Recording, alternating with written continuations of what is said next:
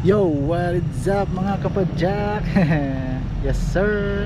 So isang magandang umaga na naman sa inyo, no? Nandito kami sa Arayat ngayon. Kasama ko yung kapatid ko, Lex, say hi. So magbabike din kami. Dito kami nag-start. Dito kami nagparada sa munisipyo. So sana pwede. Bago-bago lang siya, kaya dito nag-decide na kami dito na muna magparada. Sana pwede. Subukan namin pumunta dito sa Treehouse. So stay tuned guys, and samahan nyo kami sa adventure namin ngayong Sunday morning. Yes sir. Okay, let's go.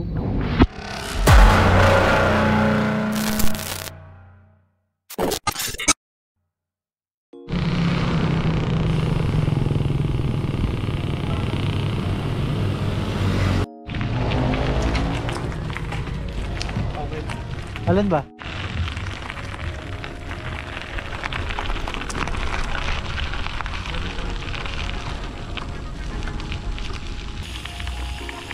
Ganda na.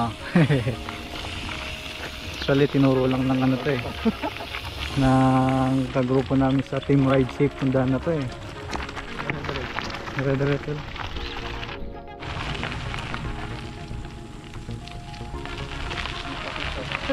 Ha?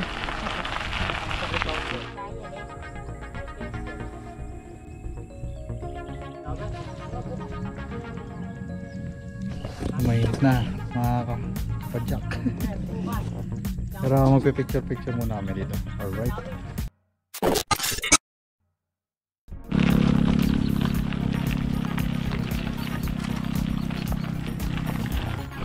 Grabe, alas 7 pa lang. Ang init na. Shit.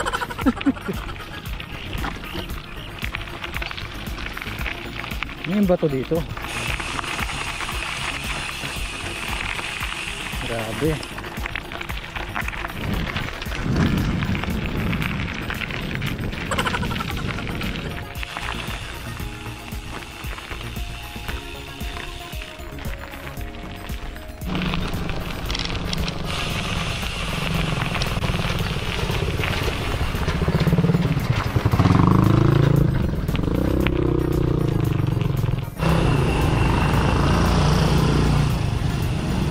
Salman Banyo Gaming.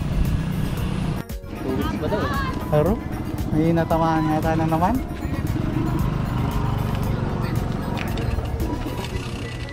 Sarado Lex. Sarado daw mga kapadyak. Ano ba yan Lex oh? Ibang spot. Ingat sir. Ingat.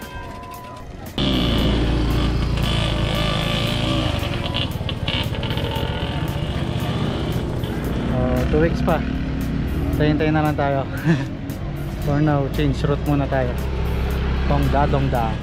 Okay, let's go. Tara. Saan Tongdadong?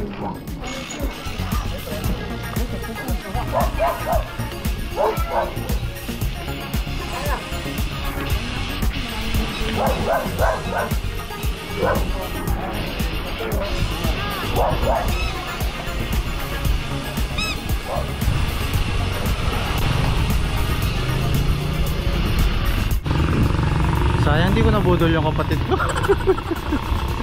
Dati kasi doon sa may arko pa lang, doon yung checkpoint, doon sila nagbabawal. Ngayon sa tempo doon sa Paahon, ay nako, sad to say, wrong timing. Pero marami naman talaga nagsasabi na na sarado daw talaga yung papunta doon sa taas. Kaya respect na lang natin yung rules ng mga natin barangay. Alright, so try naman natin dito sa Tongdadong. Oh yeah. Ito medyo naging sikat to dahil dun sa palabas na 100 tula para kay Estela yata. Okay, so malapit lang naman to dito para ma-tour na rin yung kapatid ko. Let's go.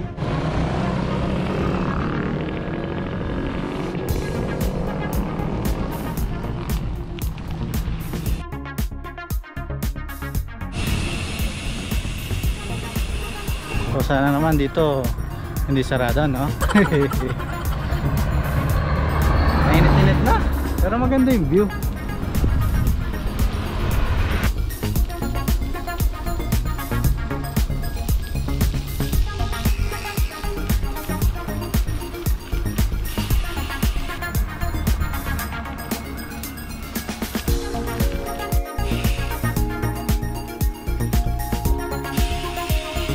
Mga ganitong gano'n ako nabubudol eh.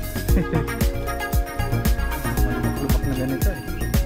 Natatagtag ako eh, no?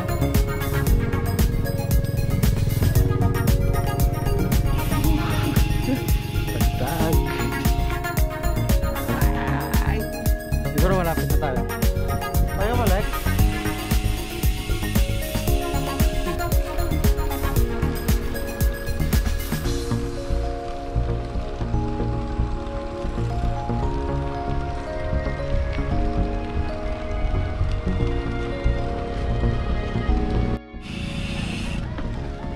Nandito na kami sa loob.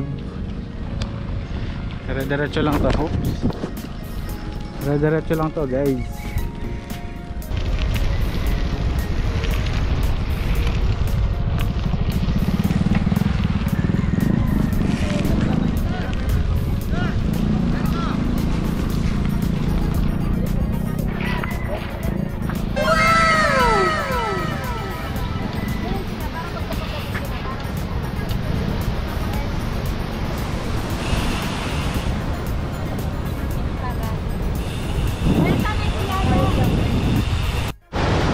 Okay. Ang dadong na kami.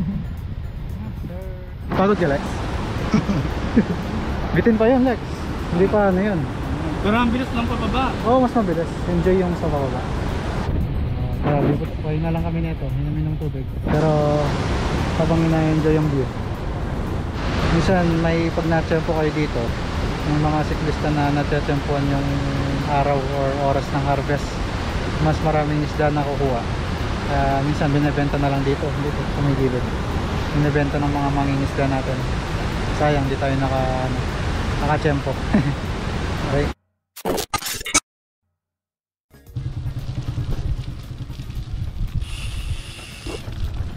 Okay, sumaglit lang kami doon at kami paalis na. Sabukan namin hanapin yung falls, kung totoo ba o falls. Nag-enjoy ka ba, Lex? Pwede na yan. Tara na, bibili mo na akong halo-halo niyan, Lex. More. Pagod.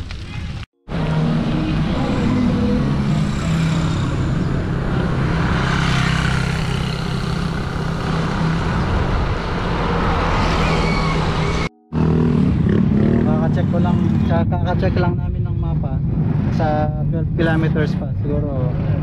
Sige, diretso lang. Nandito na kami sa may crossing ng Arayat. Masakit na daw yung paa ng kapatid ko. Just doble pagod nga naman kung sobrang init, tirik ng araw.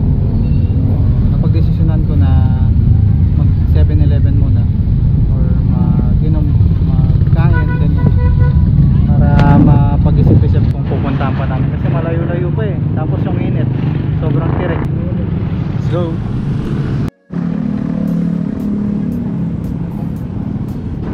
Okay guys, so next ikaw na. Napagod tong kasama ko. Hindi, wala siyang sleeves, tapos sobrang init, alas 7 pa lang, no?